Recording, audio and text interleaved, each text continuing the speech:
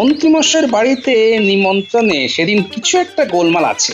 বুঝলে গোপাল, আমি যে ওষুধটা দেব সেটা খাওয়ার আগে খাবে, পাথর পর্যন্ত হজম হয়ে যাবে। তারপর কিছুক্ষণের মধ্যে খুব খিদে পাবে, তখন দেখবে খাওয়ার কি আনন্দ। একেবারে হু হু করে খাবে। তাহলে আমরা সবাই ওই ওষুধ খেয়ে মন্ত্রীমশাইয়ের বাড়িতে খেতে যাব। সে তো বটেই, প্রথমে হজমের ওষুধ, তারপরে পেট পুরে খাওয়া। চলো বিজ্ঞানী, রাজসভায় যাওয়া যাক। ছানার ডালনা আর একটু নাও। আমাকে নিয়ে একদম দেবো না, এখানে আমরা খুব ভালোভাবে খাচ্ছি। এই নেপলা, আমাকে আরেকটু নিরামিষ পাঁঠার মাংস দিয়ে যাও তো। দিচ্ছি পণ্ডিত মশাই। না গোপাল, তুমি দেখিয়ে দিলে বটে, তুমি তো সত্যিকারের ভোজন রসিক। যারা ভোজন রসিক হয় তারা যেমন খেতে ভালোবাসে তেমনি খাওয়াতেও ভালোবাসে। গোপালের এই আজকের দিনেই ওই 4 হাত এক হয়েছিল, তাই তো মহারাজ? গোপালের আজ বিয়ের দিন। গোপাল, আজকের এই দিনটা তোমার জীবনে বারবার ফিরে ফিরে আসুক। আমরা আসছে বছর আবার খাবো, বছর বছর খাবো। কাজ নেই তাই খালি খাই খাই আর খাই খাই। শোনো মন্ত্রী, ভোজন রসিক হতে গেলে যেমন খেতে জানতে হয় তেমন খাওয়াতেও জানতে হয়। আর তুমি তো চিরজীবন খেয়েই গেলে। আরে বাবা, অন্তত গোপালকে দেখে একটু শেখো। আগে খাই তারপর শিখবো মহারাজ।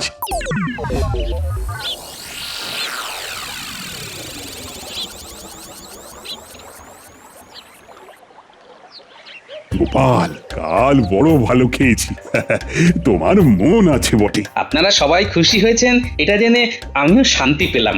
এই সবার বাড়ি বাড়ি খেতে খুব ভালো লাগে। তা কেন, নিমন্ত্রণ করলে তো যাওয়াই উচিত। মহারাজ বলতে চাইছেন যে আপনি তো শুধু ওই নিমন্ত্রণ খেয়েই চলেছেন, একবার আমাদের নিমন্ত্রণও তো করতে পারেন নাকি? উফ, খালি খাই খাই খাই খাই। দেখি কিছু খাওয়াতে হবে, নইলে আমাকে উঠতে বসতে কথা শোনাবে। ভাবছি এই মাসের শেষে আমাদের বাড়িতে আপনার পায়ের ধুলো ফেলার বন্দোবস্ত করছি। আচ্ছা, এই মাসের শেষে কি হবে? ওই কাল আমরা গোপালের বাড়ি যাওয়া উপলক্ষে নিমন্ত্রণ খেলাম, সেটাই। ও, তার মানে সেদিন 4 হাত হয়েছিল এক। বাহ বাহ বাহ, সুখবর!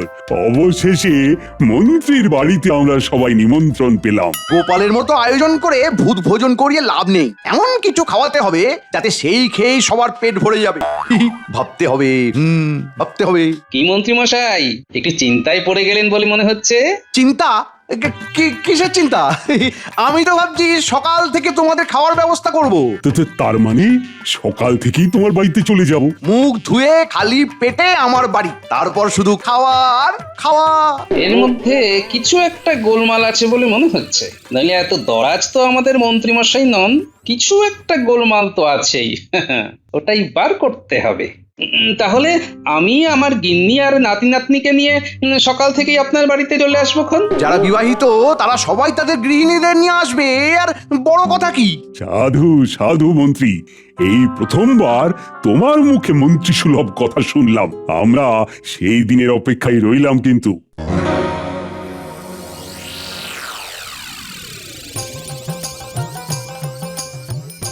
এই নে, তোরা সবাই পেট পুড়ে নারকোল মুড়ি খা, খেতে ভালো লাগবে, পেট ভরবে। খা। দাও দিদা, মুড়ি নারকোল আমার খুব প্রিয়। ওই তো গোপাল দাদু এসে গেছে। দাদু, আমরা এখন নারকোল আর মুড়ি খাচ্ছি। আবার একটা ভুড়ি ভোজ আছে। ওমা, তাই নাকি? এবার কার বাড়িতে? মন্ত্রী মশাইয়ের বিবাহ বার্ষিকী। বাবা, মন্ত্রী মশাই নিমন্ত্রণ করেছেন? আর কিপটে মানুষ। যাই হোক, মন্ত্রী মশাই করেছেন তো। ঠিক বলেছো দিদা, সেদিন বাজারে গিয়ে দেখি কিছু চূর্ণ মাছ নিয়ে মাছওয়ালার সঙ্গে ঝগড়া করছেন। কিপটে হোক আর যাই হোক, আমাদের রাজ্যের মন্ত্রী তো। ঠিকই তো, কিপ্টে মন্ত্রী। আমি সেদিন সকালে তোদের সবাইকে নিয়ে মন্ত্রী মশাইয়ের বাড়িতে যাব। ওমা, এই তোমার সকাল থেকে নিমন্ত্রণ নাকি? সেখানেই তো খটকা গিন্নি। সকাল থেকে আমাদের নেমন্তন্ন করেছেন আমাদের হাড় কঞ্জুস মন্ত্রী। না, একটা কিছু তো গোলমাল আছেই, দেখা যাক। কি আর দেখবে, মনে হচ্ছে আমার হাত পুড়িয়ে রান্না করতে হবে না তোমার জন্য। না না গিন্নি, সেদিন তোমাকে কিচ্ছুটি করতে হবে না। যখন নিমন্ত্রণ পেয়েছি তখন আমরা না খেয়ে আসবো না। হ্যাঁ,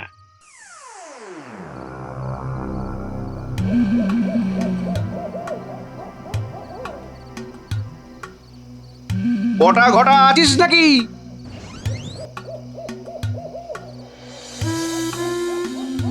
বলুন মন্ত্রীমশাই।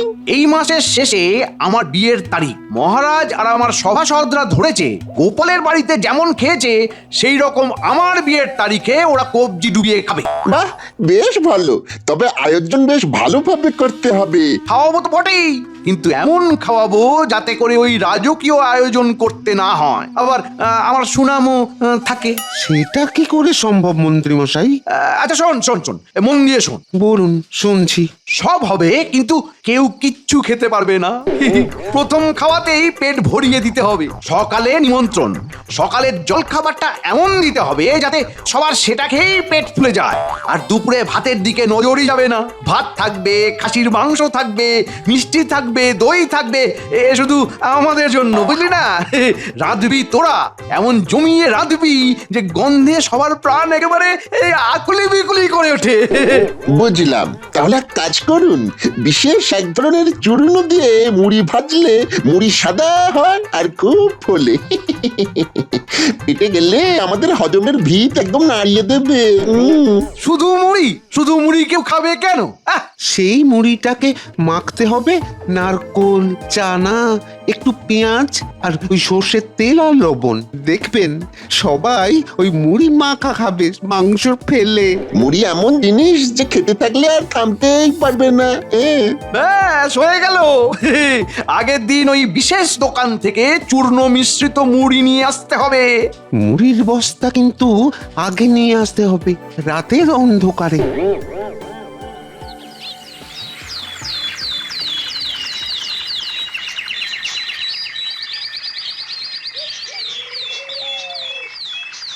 মন্ত্রী, এবার বলো তো, সেদিন সকাল থেকে আমরা তোমার বাড়িতে গিয়ে কি কি করব? খুব হুল্লোড় করবো, খাবো দাবো আর আনন্দ করবো, যেরকম যেরকম আমরা ওই গোপালের বাড়িতে গিয়ে করেছিলাম।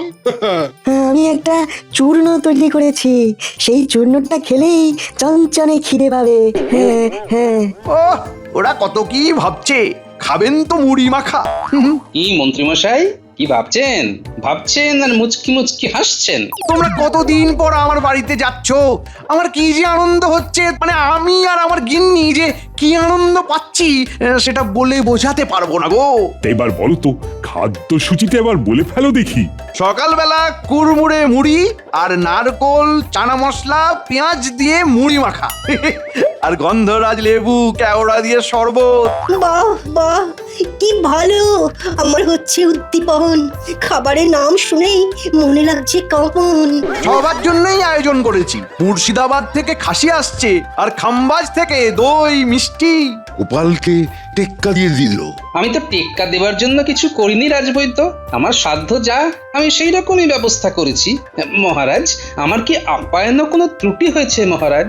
না না, তোমার কোনো ত্রুটি হয়নি রাজবৈদ্য। এই ধরনের তুলনা টানা মোটেই ঠিক কাজ নয়। না না না না, আমি ওই একটু খাওয়া নিয়ে আমোদ করছিলাম। প্রথমে গোপাল, পরে মন্ত্রী মশাই, এরপরে কে? এরপর সভা কবি। এই সভা কবি, ঠিক বলেছি তো? মহারাজ, আপনি বলেছেন যথার্থ। আমি খাওয়াবো, এর একটাই অর্থ। এখন আমরা মন্ত্রী মশাইয়ের নিমন্ত্রণের ব্যাপারে মনোযোগী হই। কি বলেন মহারাজ? হ্যাঁ, এই বলেছ বিজ্ঞানী। এখন শুধু মন্ত্রীর বাড়িতে কি খাবো সেটাই মনে করছি, আর কত খাবো সেটাই শুধু ভাবছি। আমি তো মোটামুটি 3 দিন আগে থেকেই খালি এবেলা আর ওবেলা ওই শশা আর ভোলা ময়রার দোকানের টক দই, একটু সৈন্ধব লবণ, এই আহার করব আমি আর আমার গিন্নি দুজনেই। বেটা গোপালের কত শখ, খাবে বলে এখন থেকে পেট খালি করছে। বিজ্ঞানী আবার কি একটা চূর্ণ দেবে, সেটা খেলে নাকি খুব খিদে হবে। শুধু মুড়ি মাখা খেয়ে তোমাদের বাড়ি ফিরে আসতে হবে। মহারাজ, কাল আমার একটু রাজসভায় আসতে দেরি হবে। ওই মিষ্টির কারিগর আসবে তো। মিষ্টির কারিগর? বাহ বাহ বাহ, কিন্তু আমাদের ভোলা ময়রা কি দোষ করলো? ভোলা ভালো ভালো, তবে খাম্বাজ থেকে যে কারিগর আসবে সে কিন্তু আরো ভালো। তার মিষ্টি যেমন দেখতে তেমন স্বাদ। শুধু গল্প শুনে যান। মন্ত্রীমশাই কিছু একটা ভাবছে। না, এবার একটু মন্ত্রীমশাইয়ের উপরে নজর রাখতে হবে। কিছু একটা গোলমাল তো ঘটাবেনই মনে হচ্ছে। ঠিক আছে মন্ত্রী মশাই, আপনি যদি পাতায় পাতায় চলেন তো আমি পাতার জালক শিরায় চলি।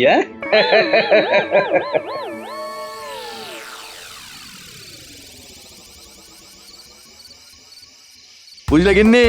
ওহ, সবাই কত কিছু চিন্তা ভাবনা করছে আমাদের বিবাহ বার্ষিকী নিয়ে, কিন্তু আমি তো জানি বাবা আসলে কি ঘটবে। কি ঘটবে? আমাদের বিবাহ বার্ষিকীতে মহারাজ সহ সবাই আমাদের মুড়ি মাখা খেয়ে ঢেকুর তুলতে তুলতে বাড়ি যাবে গো। মা, ধরা পড়বার কোনো সম্ভাবনা নেই তো? আরে না না, ওরা তো মুড়ি খেয়েই পেট ভরিয়ে দেবে। বটা ঘটা এমন মুড়ি নিয়ে আসছে যে খেলেই একদম পেট ভরে যাবে।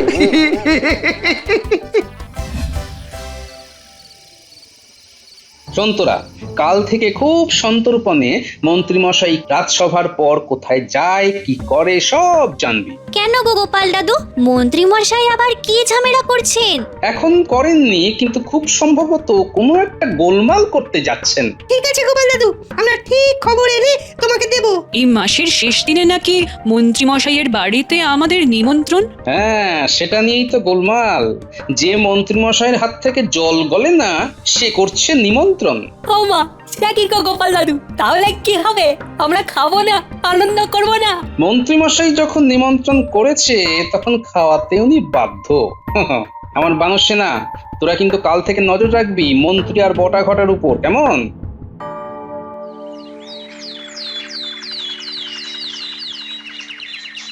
বুঝলে বিজ্ঞানী, মন্ত্রীমশাইয়ের বাড়িতে নিমন্ত্রণে সেদিন কিছু একটা গোলমাল আছে। বুঝলে গোপাল, আমি যে ওষুধটা দেব সেটা খাওয়ার আগে খাবে, পাথর পর্যন্ত হজম হয়ে যাবে। তারপর কিছুক্ষণের মধ্যে খুব খিদে পাবে, তখন দেখবে খাওয়ার কি আনন্দ, একেবারে হু হু করে খাবে। তাহলে আমরা সবাই ওই ওষুধ খেয়ে মন্ত্রীমশাইয়ের বাড়িতে খেতে যাব। সে তো বটেই, প্রথমে হজমের ওষুধ, তারপরে পেট পুরে খাওয়া। চলো বিজ্ঞানী, রাজসভায় যাওয়া যাক।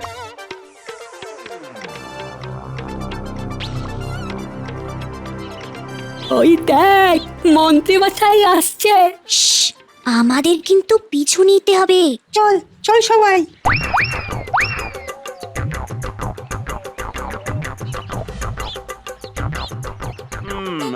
পাঁচ বস্তা মুড়ি হলেই হয়ে যাবে। হ্যাঁ, 5টা মোহর দিয়ে দেবো। আজ বটা ঘটাকে বলবো মুড়ির বস্তাগুলো রাতের মধ্যে আমার বাড়িতে নিয়ে আসতে। হ্যাঁ, রাতের মধ্যেই। কি জোরে জোরে হাঁটছে দেখ, লম্বা লম্বা পা ফেলছে। মন্ত্রী মশাই হাঁটছে আর আমরা ছুটছি। যাচ্ছে কোথায় সেটা বুঝতে পারছিস?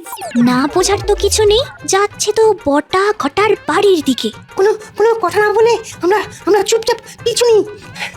আজ রাতে গোপাল দাদুর কাছে গিয়ে সব কথা বলতে হবে।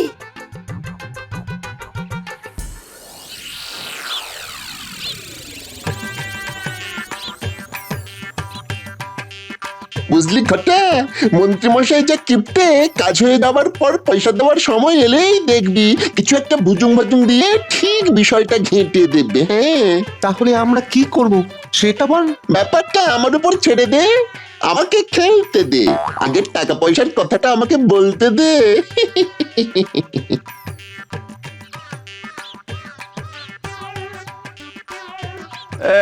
বটা ঘটা আছিস নাকি? থাকবো না তো কোথায় যাব? আসুন, আমরা আপনার জন্যই অপেক্ষা করছি, অনেক কথা আছে। অনেক কথা আমারও আছে রে। শোন শোন, মন দিয়ে শোন।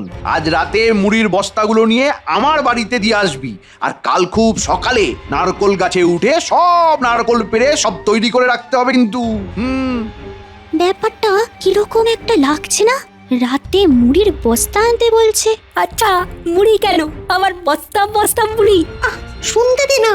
একটা কথা আছে মন্ত্রীমশাই, মুড়ির বস্তা আনতে তো আমাদের যেতে হবে, তা আমাদের সঙ্গে তো টাকা করি নিয়ে কোনো কথাই বললেন না। শুনুন মন্ত্রী মশাই, আমরা রান্না করব, আমরা গাছে উঠে নারকোল পারবো, তারপর কত বড় চুমকি নিচ্ছি বলুন তো।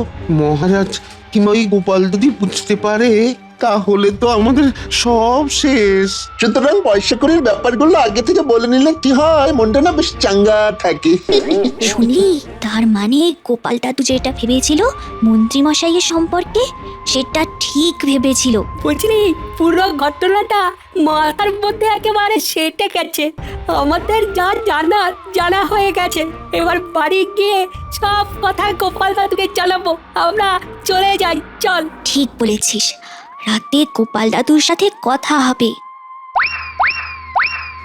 আরে আমি কি তোদের পয়সা করি দিই না নাকি? কতটা আংশিক সত্যি বটে, পয়সা দিতে আপনি বড় গোলমাল করেন। তাই আমাদের ওই পয়সা করির কথাবার্তাগুলো আগে থেকে হয়ে গেলে আমরা একটু নিশ্চিন্তে থাকি। অগ্রিম কিছু মোহর আমাদের হাতে দিয়ে দিন না, পরে আবার পুরোটা দিয়ে একেবারে হিসেব চুকিয়ে দেবেন।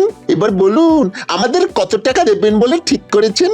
কাজের আগে ঝগড়া হয়ে যাক, কাজের পরে যাতে মিষ্টি খেতে পারি। এই নে এখন 50 মোহর নে, পরে আরো 50 দিয়ে হিসেব চুকিয়ে দেবো। এই ভূতের কাজ করবো মাত্র 100 মোহরে, ধরা পড়লে সব মার আমাদের পিঠে পড়বে। না মন্ত্রীমশাই, ওই ছুঁচো মেরে হাত গন্ধ করে লাভ নেই। কাজ যদি করতেই হয়, অন্তত পক্ষে আমাদের 500 মোহর দিয়ে কাজ করাতে হবে। হ্যাঁ, রাজি থাকলে এক্ষুনি আমাদের হাতে 250 মোহর দিয়ে দিন, তারপরে দেখুন কাজ। ঠিক আছে। ওহো, এই নে এখানে 250 মোহর আছে। না, এই বটা ঘটাকে দিয়ে আর কাজ করাবো না, এই শেষ।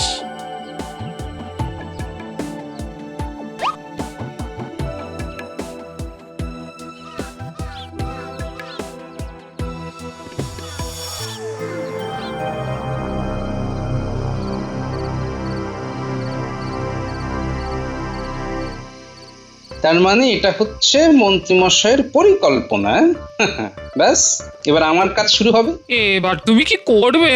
মন্ত্রীমশাই নিজেকে খুব চালাক বলে মনে করেন। উনি জানেন না যে গোপাল মন্ত্রীমশাই থেকে অনেক বেশি বুদ্ধি ধরে।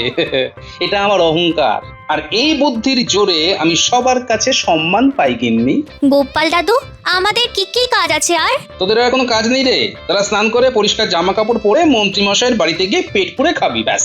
এই তো শুনলে, মন্ত্রী মশাই মুড়ি ছাড়া কিছু খাওয়াবেন না। হ্যাঁ গো গিন্নি, আমার প্রতি কি তোমার একদম বিশ্বাস নেই? আমি যখন বলেছি মন্ত্রীমশাই খাওয়াবেন, তার মানে খাওয়াবেন। শুধু আমার কতগুলো জায়গায় পায়ে হেঁটে যেতে হবে, ব্যাস। এখন একটু বেরোবো, মহারাজের কাছে যাব। চলি। হ্যাঁ,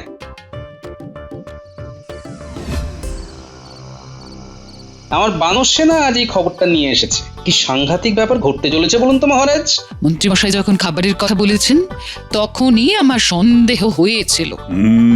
এটা তো সম্মানের প্রশ্ন, আর গোপালের সঙ্গে আমার সম্মানও জড়িয়ে আছে। তা এখন আমার কি করা উচিত?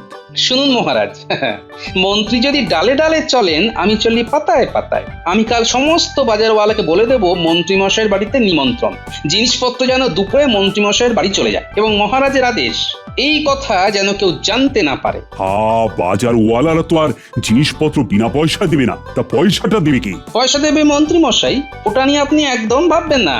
আমাদের সকলের কাজ বৈজ্ঞানিকের ওষুধ খেয়ে আমরা মন্ত্রীমশাইয়ের বাড়িতে নিমন্ত্রণ খেতে যাব, ব্যাস। গোপাল যখন কিছু একটা করবে বলে ভাবে, সেটা শেষ পর্যন্ত মধুরের সমাপয়েত হয়। আমার অগাধ বিশ্বাস গোপাল তোমার উপর। ধন্যবাদ রানীমা।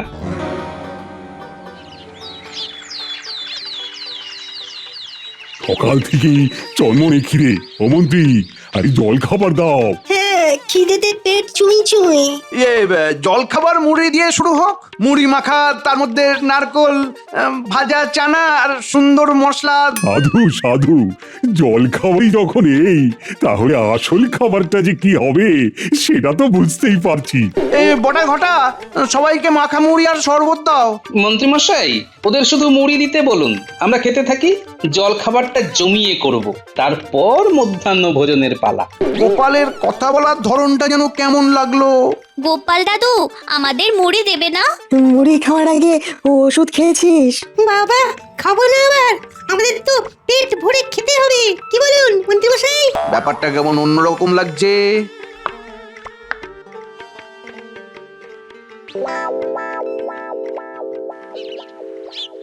ও মন্ত্রী মশাই, আরে এখনই তো ফাঁকা হয়ে গেল, আরো দিন। দাও দাও আরো মুড়ি, সইছে না আমার ভুঁড়ি। আরে ওরা তো খেয়েই চলেছে, 5 বস্তা মুড়ি তো শেষ, 100টা নারকল শেষ, গাছে তো আর নারকলই নেই। ওই মন্ত্রী, আমার যে মুড়ি মাখা শেষ, আরে আরো মুড়ি দাও। দিচ্ছি মহারাজ, কি করে দেব?